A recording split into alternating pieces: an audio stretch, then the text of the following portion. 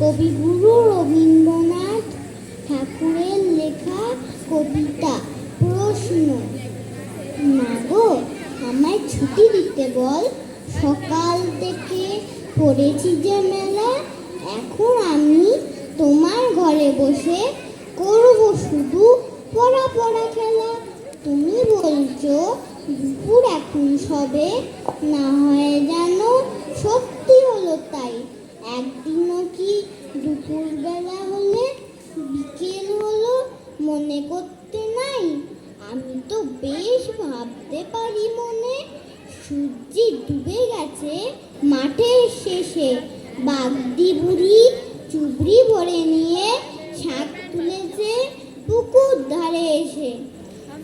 আদার হলো মাদার গাছের তলা, কালিও এলো দিঘির জল। হাটের থেকে সবাই এলো ফিরে, মাঠের থেকে এলো চাষির দল। মনে কর না উঠলো সাজের তারা, মনে কর না সন্ধে হলো যেন, রাতের বেলা দুপুর যদি হয়, দুপুর বেলা রাত হবে না কেন? নমস্কার।